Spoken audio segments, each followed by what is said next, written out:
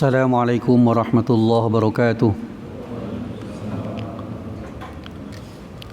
Bismillahirrahmanirrahim. Alhamdulillahirabbil alamin wassalatu wassalamu ala asyrafil anbiya wal mursalin sayyidina Muhammad wa ala alihi wa sahbihi ajma'in. Amma ba'du. Qalu subhanaka la ilma lana illa ma 'allamtana innaka antal alimul hakim. La haula wala quwwata illa billahil aliyyil azim.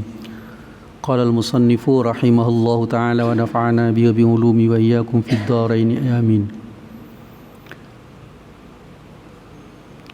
Para bapak dan jamaah rahimakumullah, puji syukur mari kita panjatkan kehadirat Allah Subhanahu wa taala.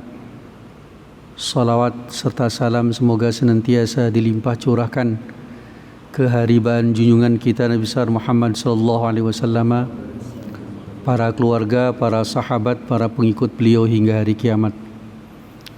Alhamdulillah, ini pagi hari Jumat, kita berada di Jumat terakhir bulan Sya'ban, bertepatan dengan 26 Sya'ban. Dan bila tidak ada halangan, tentu untuk memastikannya kita menunggu pengumuman pemerintah. Senin malam Selasa kita masuk 1 Ramadan. Artinya bulan Sya'ban ini diperkirakan usianya 29 hari. Dan tentu kita memang harus menyiapkan diri kita lahir batin, fisik, mental, spiritual kita untuk menghadapi bulan suci Ramadan.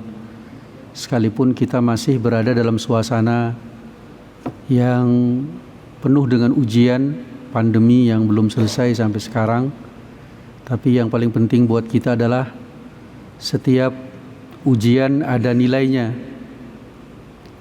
Dan yang diuji tidak hanya kita, para nabi, para rasul, bahkan para nabi yang bukan rasul, orang-orang soleh, para aulia, atau bahkan orang muslim pada umumnya pasti akan diuji oleh Allah Subhanahu wa taala. Bedanya hanya pada jenis ujian, tingkatan ujian, atau kualitas ujian yang berbeda-beda. Tapi sudah kita sampaikan, ada hadis yang menerangkan bahwa besarnya pahala bergantung dengan beratnya ujian. Semakin berat ujian yang kita dapatkan, semakin besar cobaan yang kita dapatkan, maka semakin berat juga, semakin besar juga pahala yang akan kita dapatkan. Begitu juga dengan nilai kita, kedudukan kita di sisi Allah juga ditentukan oleh seberapa berhasil atau tidak berhasilnya kita melewati ujian.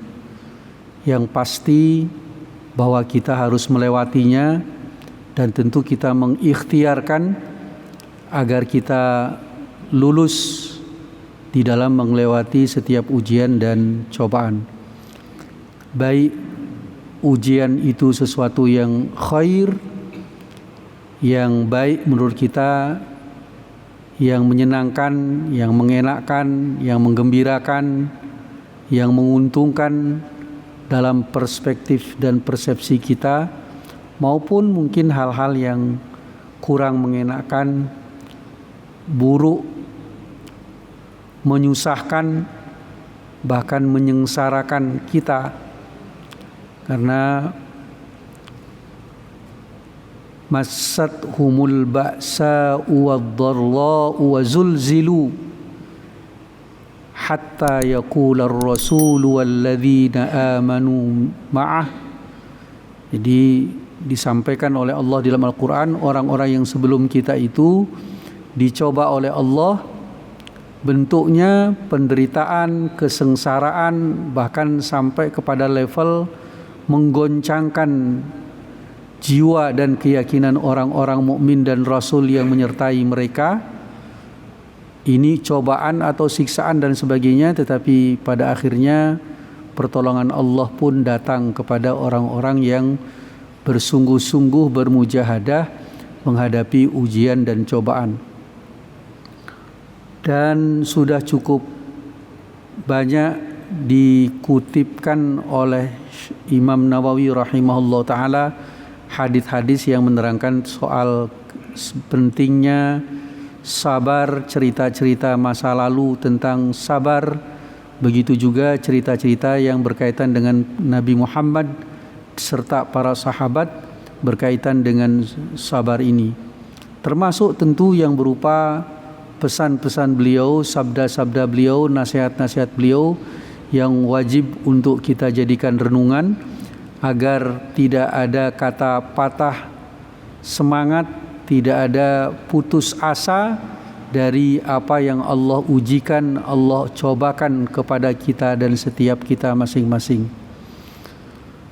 Kemudian pada bagian-bagian akhir dari hadis di dalam bab sabar, Imam Nawawi rahimahullah ta'ala menyampaikan ke kita, beliau mengutip pada hadis 45, wa an Abi Hurairah radhiyallahu an anna Rasulullah sallallahu alaihi wasallam qala, dari Abi Hurairah radhiyallahu an bahwasanya Rasulullah sallallahu alaihi wasallam bersabda, laisa syadidu bisur'ati innamas syadidu alladzi yamliku nafsahu 'indal ghadabi, muttafaqun alaih. Bukanlah jagoan itu, bukanlah orang yang kuat itu, bukanlah orang yang gagah itu, bisur'ati, orang yang pinter bahkan sering menang di dalam bertengkar, berdebat, atau mungkin bahasa lainnya metenteng-tentengan. Hanya saja dalam pandangan Rasulullah SAW disampaikan kepada kita, orang yang gagah, orang yang kuat, orang yang hebat itu atau jagoan itu adalah orang yang mampu mengendalikan dirinya di saat sedang marahnya. Jadi setiap kita sangat potensial untuk terpancing emosi kita sampai pada level marah. Tapi ketika potensi marah itu muncul, maka hebatnya kita dalam pandangan agama bukanlah orang yang berhasil melampiaskan kemarahannya dalam bentuk berbagai bentuk, apakah dengan ucapan seperti caci maki dan yang lain sebagainya, atau perbuatan misalnya dengan melakukan tindakan-tindakan destruktif yang merusak baik barang punya sendiri maupun barang orang lain. Bukan di situ letak kehebatan seseorang. Di saat justru pada posisi yang memungkinkan untuk melakukan baik perkataan yang tergolong mengekspresikan kemarahan kita, begitu juga perbuatan, di saat itu kita mampu mengendalikan diri, disitulah orang yang disebut sebagai orang yang gagah, jagoan, orang yang hebat, dan sebutan-sebutan lain di dalam Islam. Ini penting. Jangan lagi ada istilah, kalau belum banting sesuatu, nampaknya saya belum merasa puas. Kalau belum dapat menampar seseorang, merasa belum tersampaikan emosinya. Tidak seperti itu. Justru di dalam Islam, orang yang gagah itu adalah orang yang berhasil mengendalikan dirinya sedemikian rupa sehingga tidak sampai muncul perkataan yang merugikan diri dan orang lain, begitu juga perbuatan yang mencelakai diri dan orang lain atau mencelakai milik kita apalagi milik orang lain. Kemudian hadis yang ke-46, wa an Sulaiman bin Suradin radhiyallahu anhu qala, dari Sulaiman bin Surad, beliau berkata, kuntu jalisan ma'an Nabi sallallahu alaihi wasallam, adalah saya sedang duduk bersama Nabi sallallahu alaihi wasallam, wa rajulani, dan dua orang, yastabbani, saling caci maki, jadi saling mencaci saut menyaut dengan cacian-cacian, dengan makian-makian. Wa ahaduhuma, dan salah satu dari keduanya itu qad ihmarra wajhuhu wan tafakhat audajuhu, karena kerasnya saling caci maki itu sampai salah satu ternampak di wajahnya memerah. Kemudian juga urat-uratnya, batang uratnya kelihatan saking marahnya dia. Faqala Rasulullah sallallahu alaihi wasallam, maka kemudian Rasulullah sallallahu alaihi wasallam bersabda, inni la a'lamu kalimatan law qalaha la dhahaba anhu ma yajidu. Sesungguhnya saya akan mengajarkan, saya mengetahui satu kalimat, lau qalaha, jikalau dia mengatakan kalimat itu, la dhahaba anhu ma yajidu, maka tentu akan hilang apa yang ada pada dirinya, yaitu maksudnya wajahnya memerah, ototnya kelihatan di lehernya itu mengeras, itu akan hilang. Lau qala, jikalau dia mengucapkan a'udzubillahi minasyaitonirrajim, dhahaba anhu ma yajidu. Kalau dia mau mengucapkan ta'awudz, a'udzubillahi minasyaitonirrajim, saya berlindung kepada Allah dari godaan syaitan yang terkutuk, maka apa yang ada pada dirinya yang enggak mengenakkan itu, wajah memerah, otot mengeras itu akan hilang kalau dia mau membaca a'udzubillahi minasyaitonirrajim. Jadi berarti membaca ta'awudz salah satu cara kita untuk meredakan marah kita, sekalipun mungkin marah kita itu sampai pada level terlihat di wajah kita yang berubah, atau bagian-bagian anggota tubuh kita yang terlihat berbeda dari keadaan normal, maka salah satu caranya adalah dengan cara membaca ta'awudz. Jadi ini adalah merupakan tuntunan dari Rasulullah kepada kita dalam hal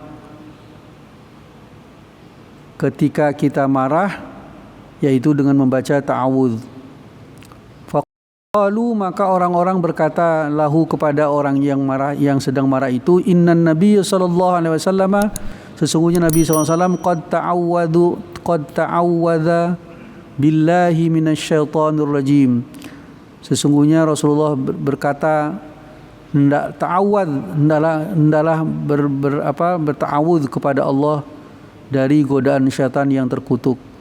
Ini juga hadis muttafaqun alaih.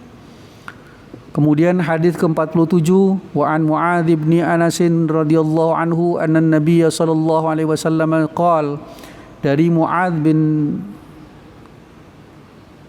bukan bin Jabal ini, tapi Mu'adz bin Anas. Berarti ada dua Mu'adz yang kita kenal, Mu'adz bin Jabal itu yang terkenal, kemudian yang satu lagi Mu'adz bin Anas. Beliau meriwayatkan bahwa Nabi Muhammad sallallahu alaihi wasallam bersabda, man kadhama ghaidhan wa huwa qadirun ala an yunfidhahu da'ahu Allah subhanahu wa ta'ala ala ru'usil khalaiqi yaumal qiyamati hatta yukhabbirahu minal huril aini ma syaa. Siapa orang yang berhasil menahan marahnya padahal dia mampu untuk mengeksekusi, kalau bahasa kita, mengekspresikan menjadi nyata marahnya itu, orang yang level marahnya sampai pada level kalau nggak ditahan, dia bisa saja membanting sesuatu, memukul seseorang, atau melakukan hal-hal yang dapat merugikan diri dan orang lain, baik harta maupun juga yang lainnya, jiwa seseorang. Tapi dia justru dalam kondisi yang sebenarnya mampu melakukan itu, mampu mengeksekusinya, tapi justru dia tahan itu, tidak diekspresikan, maka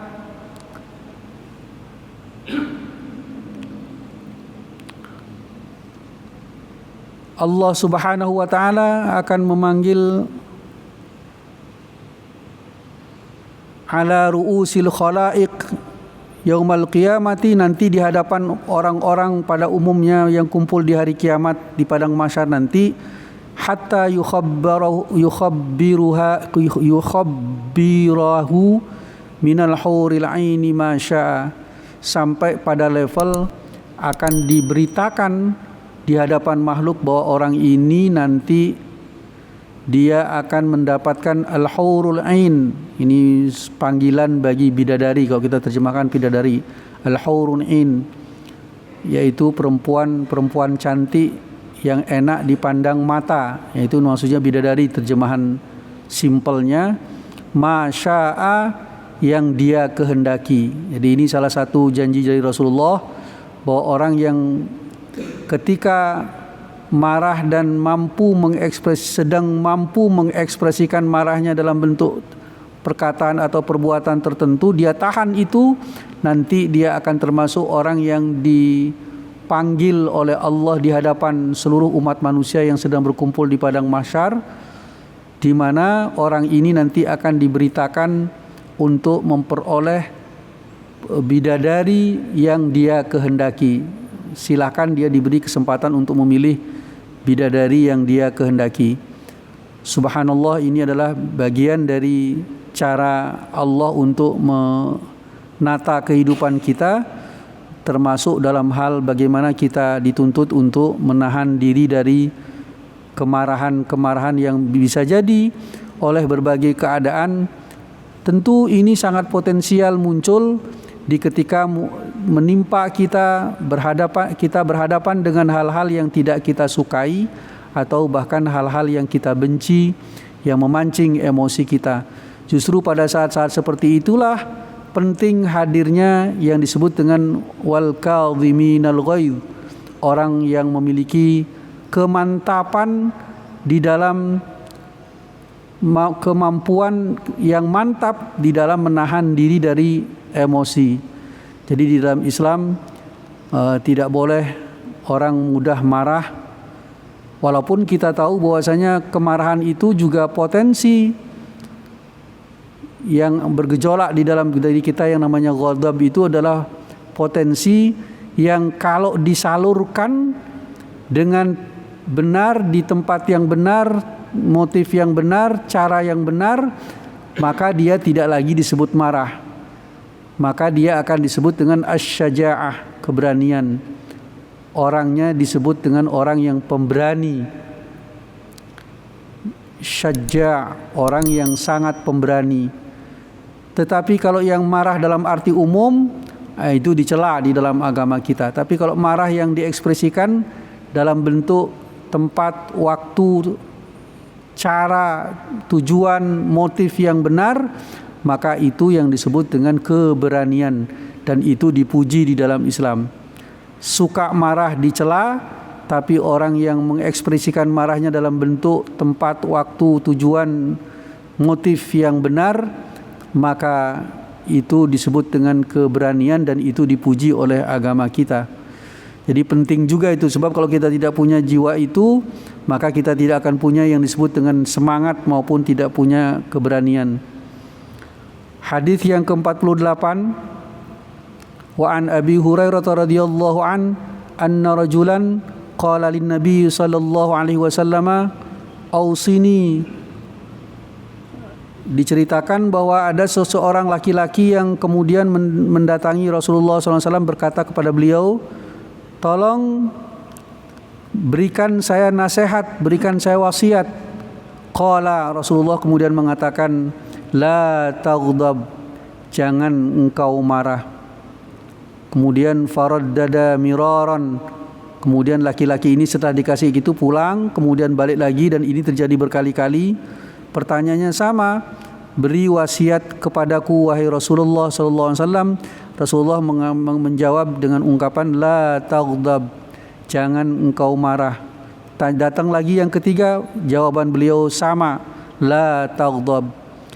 Jadi karena kita tahu bahwasanya keadaan kita sebagai manusia yang normal ini akan bergeser posisi kalau kita terpancing oleh emosi. Dan itu memang yang diinginkan oleh setan. Wajah kita menjadi berubah, mata kita menjadi memerah, kemudian bagian-bagian anggota tubuh kita menjadi berubah, termasuk juga akan mempengaruhi mental kita sehingga kita hilang keseimbangan, bahkan sebagian sampai hilang kesadaran. Dalam keadaan yang seperti ini, maka sangat mungkin akan menghadirkan hal-hal yang membahayakan bagi diri kita dan orang-orang yang ada di sekitar kita. Ya, membahayakan dalam konteks dunia, dalam konteks hal-hal yang berada di lingkungan kita itu terjadi. Tidak hanya kita bicara dalam konteks membahayakan dalam urusan akhirat kita. Ketika kita mengekspresikan itu merugikan punya orang lain, maka itu akan menjadi tanggung jawab yang besar bagi kita untuk menuntaskan. Walaupun mungkin bisa juga kita minta halal, minta maaf kepada orang itu, tetapi yang paling penting adalah bahwa kalau kita senang menuruti marah kita, emosi kita, maka itu merupakan kecelakaan bagi kita, kerugian yang sangat bagi kita. Karena kita harus menyelesaikan itu dengan proses yang panjang. Kalau dilaporkan ke polisi, maka tentu kita berurusan dengan pihak keamanan, kemudian harus menyelesaikan dengan tuntas, apalagi sampai melukai misalnya, maka ada prinsip qisas di situ, jiwa dengan jiwa, telinga dengan telinga, dan begitu tangan dengan tangan, dan lain sebagainya, termasuk darah dengan darah. Jadi ini beratnya persoalan kalau kita marah kemudian tidak terkendali. Karena itu benar kalau kemudian Rasulullah menyuruh kepada sahabat ini mewasiatkan singkat saja ketika minta supaya diberi nasihat. Rasulullah menjawab, la taghdab. Mungkin pulang merenungkan, mencoba untuk mengamalkan, sudah mungkin bisa diamalkan, nanya lagi, jawabannya tetap sama, la taghdab. Ketiga juga demikian, berulang-ulang. Dan ini menjadi pelajaran berharga bagi kita bahwa orang hidup ini jiwanya sangat dinamis, kadang-kadang tenang, kadang-kadang goncang, kadang-kadang ketika goncang sampai pada level puncak marah. Maka ketika kita dalam posisi yang seperti ini, hadirkanlah yang namanya sikap atau sifat sabar. Kalau itu yang kita lakukan, yang intinya tahan diri, jangan sampai kita melakukan hal yang melanggar karena kita menuruti apa yang menjadi pancingan dari emosi kita itu, di mana kita tahu kerugiannya pasti akan kita dapatkan, baik secara kerugian material bisa jadi, atau mungkin kerugian kehormatan kita karena kita marah. Yang tadinya kita dikenal sebagai orang yang tenang, kemudian kita disebut sebagai orang yang pemarah. Dan rata-rata siapapun orang-orang yang di sekitar kita, apakah itu istri, anak-anak kita, orang tua kita, mertua kita, kerabat kita, atau handai taulan kita, rata-rata hampir semua tidak akan menyukai orang yang memiliki jiwa pemarah, orang yang emosian. Kemudian di hadis 49 Rasulullah SAW bersabda, wa an Abi Hurairah radhiyallahu anhu qala, dan dari Abi Hurairah radhiyallahu anhu qala, beliau berkata, qala Rasulullah sallallahu alaihi wasallam, ma yazalul bala'u bil mu'mini wal mu'minati fi nafsihi wa waladihi wa malihi hatta yalqallaha ta'ala wa ma alaihi khati'atun. Senantiasa bala itu, selalu bala itu menimpa orang mukmin dan mukminat, baik menyangkut dirinya, menyangkut anaknya, menyangkut hartanya. Jadi menyangkut apa saja. Rumus di dalam agama kita itu selalu saja itu akan menimpa orang mukmin laki-laki maupun orang perempuan. Tidak boleh tidak. Ini seakan-akan sudah menjadi, maka ada ungkapan inna dzalika min azmil umur. Itu yang beberapa kali disebut di dalam Al-Qur'an. Yang demikian itu, ketentuan diantaranya akan diuji itu, yang harus disikapi dengan sabar itu, yang harus disikapi dengan memaafkan itu menjadi semacam ketentuan yang bersifat pasti yang Allah berlakukan sejak dulu, kini, dan sampai nanti. Kita nggak mungkin menghindarinya. Dan itu bukan tanpa penghargaan kalau kita bisa melewati yang demikian itu. Hatta hingga nanti, kata Rasulullah SAW, dia berjumpa dengan Allah, dan ketika berjumpa dengan Allah, karena dia lolos atau lulus melewati masa-masa ujian cobaan itu, dia berjumpa dengan Allah dalam keadaan sudah tidak ada sama sekali dosa kecil sekalipun pada dirinya. Karena setiap ujian dia terima dengan sabar, hapus dosanya, cobaan, hapus dosanya, menyangkut dirinya. Kadang-kadang dirinya sudah tidak ada lagi, sudah bisa dia kendalikan, menyangkut anaknya, menyangkut hartanya, dan lain sebagainya. Dan ini sering kita hadapi, kita sabar menghadapi diri, tapi berhadapan sama anak, diuji dengan anak, kita kadang-kadang gagal. Diri anak kita mampu, harta kita gagal, dan begitu seterusnya. Jadi kalau kita mampu melewati ini, ternyata ada ganjarannya, yaitu otomatis terhapus dosa dan kesalahan kita. Kalau orang yang selalu diuji, orang mukmin laki-laki dan perempuan, dan dia mampu melewati itu dengan baik, maka nanti ketika dia menghadap kepada Allah, dengan kata lain meninggalnya atau nanti di padang mahsyar berjumpa dengan Allah, sudah tidak ada lagi atasnya kesalahan sedikit pun. Jadi di sini digunakan kata khati'ah. Artinya dosa besarnya sudah lewat, dosa kecil pun sudah tidak ada lagi, tak tersisa, untuk menggambarkan betapa dahsyatnya yang namanya orang yang mampu melewati ujian, mampu melewati cobaan. Rawahu muttafaqun alaihi, rawahu Tirmidzi. Ini hadis diriwayatkan oleh Imam Tirmidzi, dan ini kata beliau haditsun hasanun sahih. Ini adalah hadis hasan sahih. Maksudnya hadis hasan itu sanadnya, sahih matannya. Ini salah satu istilah yang dipakai di dalam ulumul hadis. Ada istilah hadis hasanun sahihun, yang artinya hasan sanadnya tetapi sahih matannya. Kenapa kok bisa begini? Sebenarnya kan yang menjadi ukuran sebuah hadis disebut sahih dengan hasan atau dhaif itu kan dari sanadnya. Tapi ada ketentuan, bisa jadi dilihat dari rijalul hadisnya, ada catatan-catatan terhadap salah satu atau beberapa daripada rijalul hadisnya, tokoh-tokoh hadis yang menjadi sanad dari hadis itu, tapi matannya ketika dibandingkan dengan Al-Quran maupun hadis-hadis yang lain ternyata bersemakna, sehingga dari sudut matan hadis ini disebut sebagai hadis sahih, walaupun dari segi sanadnya ada catatan-catatan yang disampaikan oleh perawi ketika mentakhrij itu hadis.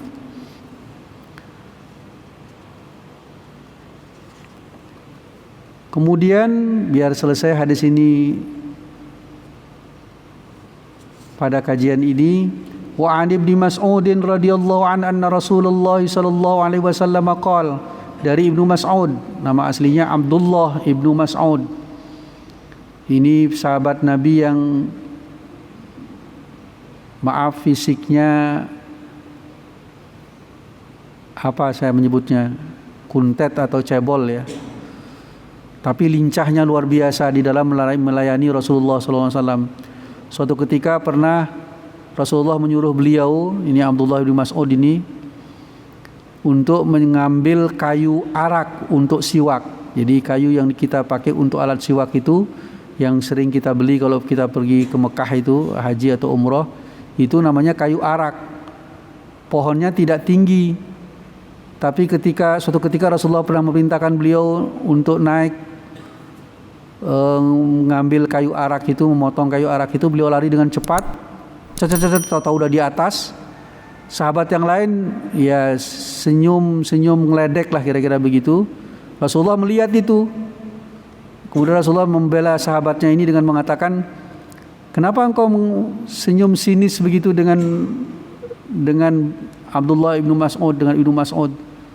Andai kata tumitnya ditimbang di sebuah daun timbangan dan kalian berada di timbangan yang satunya lagi, beratnya tumitnya Abdullah bin Mas'ud itu lebih berat dibandingkan dengan amalmu sendiri. Jadi karena memang beliau gesit di dalam melayani Rasulullah Sallallahu Alaihi Wasallam. Jadi itu salah satu cara Rasulullah untuk membela sahabatnya yang memang secara fisik tidak ideal kira-kira begitu, tetapi karena umat ini, kita ini ditentukan oleh kualitas diri, kualitas amal, maka yang menentukan bukan soal gagah atau tidak gagahnya, soal normal atau kurang normalnya. Yang terpenting adalah sejauh mana kita bisa menjalankan apa-apa yang Allah perintahkan, yang agama ajarkan. Disitulah yang menjadi pembeda antara kita dengan yang lainnya, bukan dalam ukuran fisik atau bentuk tubuh kita.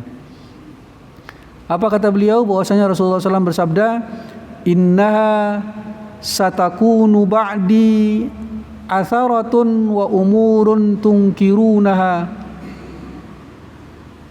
Nanti akan ada setelahku, dan ini kalau kita baca sejarahnya setelah Nabi Muhammad, betul memang akan ada setelahku atharatun, orang-orang yang lebih mementingkan diri sendiri dan mengabaikan hak orang. Jadi apa-apa pentingkan diri orang lain nomor sekian, bahkan sampai kalau dia seorang pemimpin berbuat aniaya terhadap rakyatnya, yang penting menyenangkan dirinya sendiri.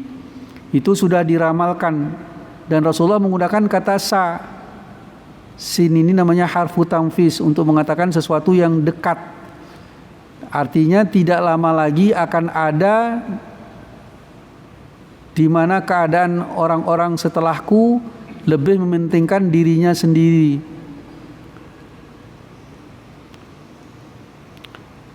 Wa umurun, dan akan ada setelahku nanti itu perkara-perkara tungkirunaha, yang kalian mengingkarinya, menganggapnya sebagai perkara mungkar, tapi dilakukan, terjadi.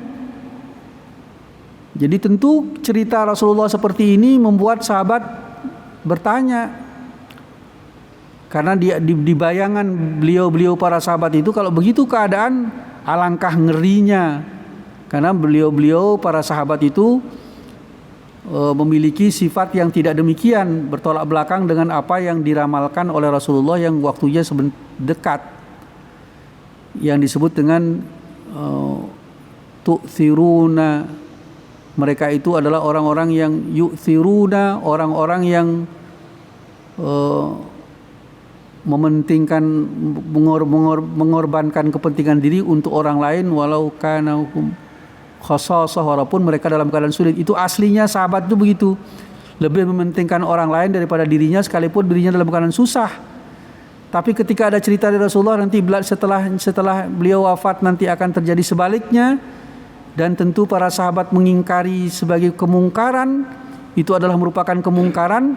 Tentu para sahabat bertanya kepada Rasulullah SAW, membayangkan kengerian yang akan terjadi.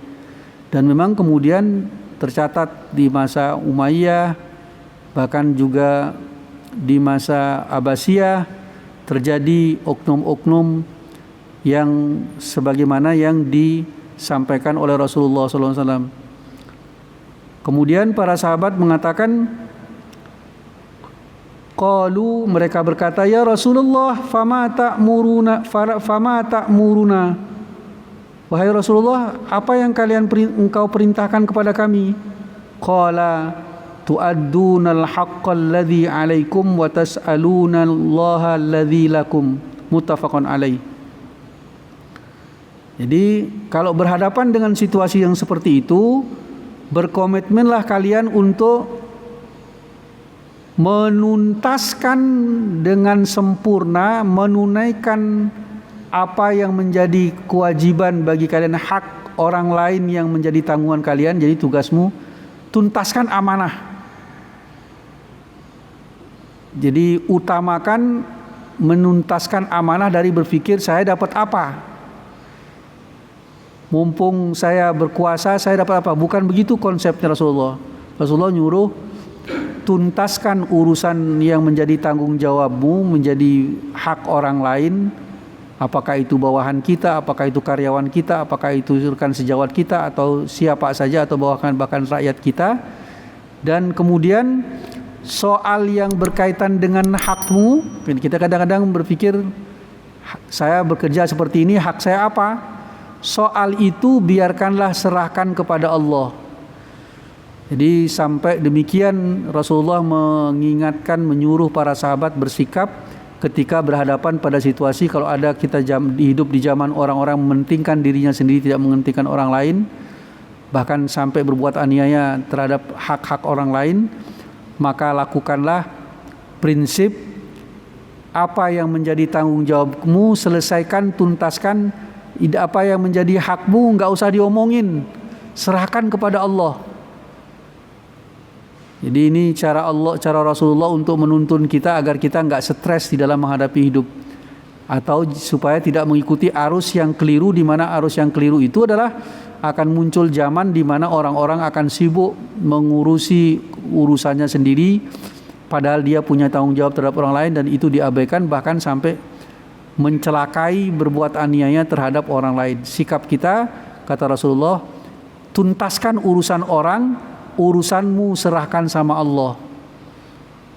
Ini tegas merupakan cara Rasulullah untuk nuntun kita agar kita tidak terjerembab ke dalam hal-hal yang tidak disukai oleh para sahabat, juga tidak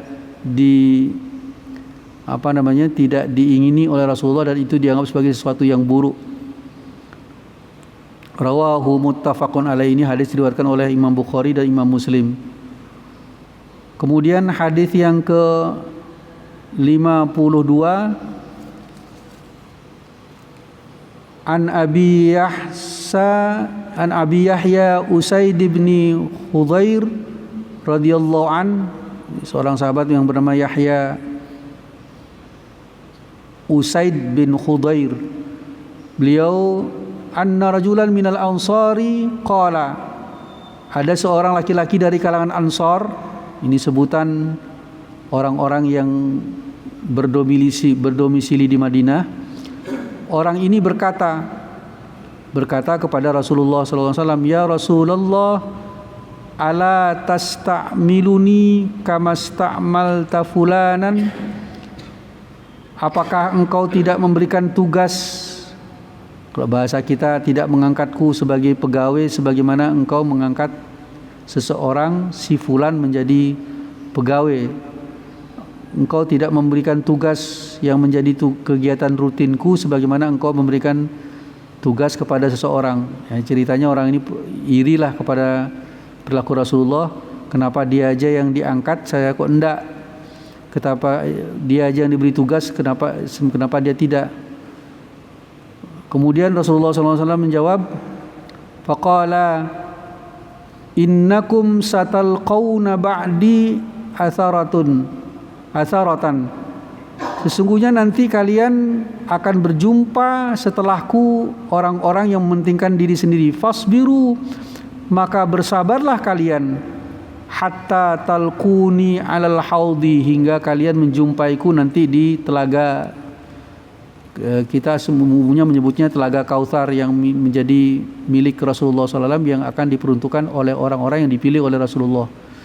Jadi kalau nanti akan berhadapan dengan situasi di mana orang mementingkan orang tertentu dan kita diabaikan, ya pilihan kita ya sabar, menahan diri, jangan sampai kita kemudian merawat kedengkian kepada orang itu, atau bahkan sampai melakukan hal-hal yang buruk demi menjatuhkan orang lain. Karena nanti Rasulullah sudah meramalkan akan ada era di mana akan ada orang-orang yang memang mementingkan diri sendiri tanpa mengurus orang lain.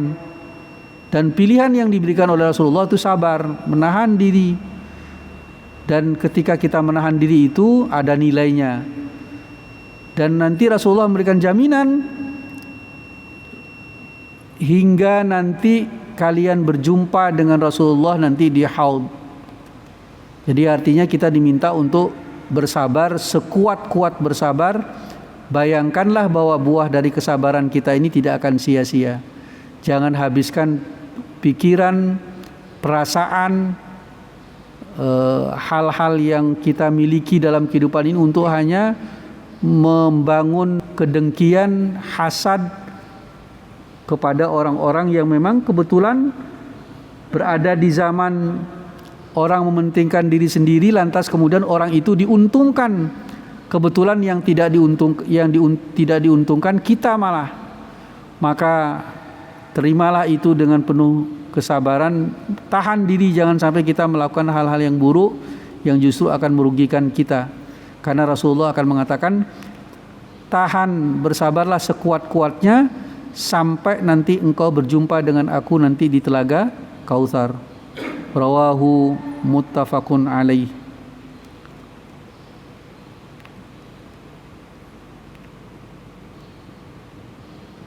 Inilah hal yang ingin saya sampaikan pada kesempatan ini untuk menjelaskan apa-apa yang dikumpulkan oleh Imam Nawawi berupa hadis-hadis yang berhubungan dengan sabar. Tentu dari puluhan ribu hadis, bisa jadi ratusan ribu dengan hadis-hadis yang sahih saja itu puluhan ribu, kemudian yang hasan dan yang dhaif tentu ratusan ribu jumlahnya itu dapat kita temukan di berbagai kitab-kitab hadis mu'tabar tentang betapa berbagai ujian, cobaan bentuknya itu akan kita alami. Apakah itu bala, itu sabar dalam menghadapi musibah atau bala, sabar di dalam meninggalkan kemaksiatan, konsisten kita berikhtiar jangan sampai terjerumus kepada kemaksiatan, atau sabar di dalam menekuni ketaatan. Bentar lagi kita puasa dan kita tahu bahwasanya di antara bentuk-bentuk kesabaran yang harus kita lakukan itu bermacam-macam. Tidak makan, tidak minum dan lain sebagainya, termasuk menahan diri dari berkata-kata yang dapat merusak nilai puasa kita. Itu kita lakukan sedemikian rupa. Dan kemudian yang terakhir, kita perlu sabar atas segala ketentuan Allah terhadap kita. Karena lagi-lagi bahwasanya pahala sangat ditentukan oleh seberapa banyak, seberapa berat bala yang Allah ujikan kepada kita.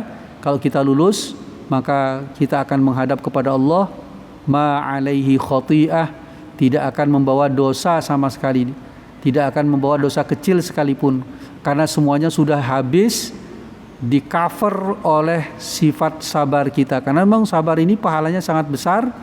Ketika kita masih punya dosa, maka fungsi yang harusnya menjadi pahala bagi kita diganti oleh Allah menjadi penghapus dosa. Dari dosa yang besar sampai nanti level dosa yang kecil. Walaupun kita tahu ada bagian-bagian dosa besar yang harus memang melalui taubatan nasuha. Inilah yang ingin saya sampaikan pada kesempatan ini. Mungkin ada beberapa jamaah yang ingin berbagi sebelum kita tutup.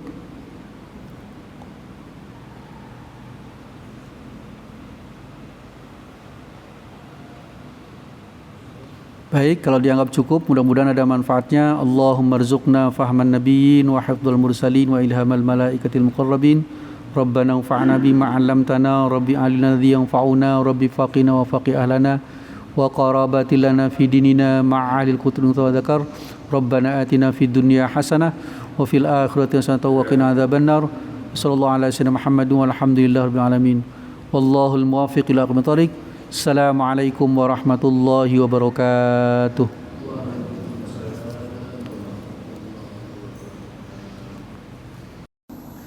قد كفاني علم ربي من سؤالي واختياري فدعائي وابتهالي شاهد لي بافتقاري.